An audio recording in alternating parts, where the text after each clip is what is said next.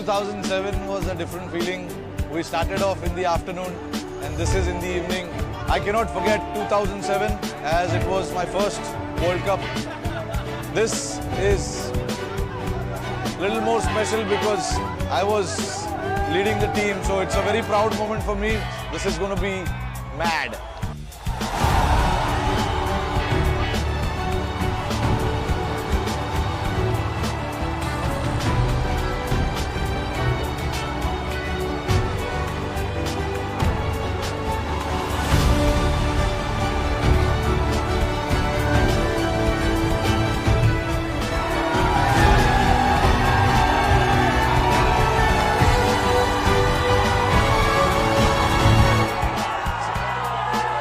You can make out the excitement, and it shows how much it means, not just to us, but also to the entire nation. It means a lot.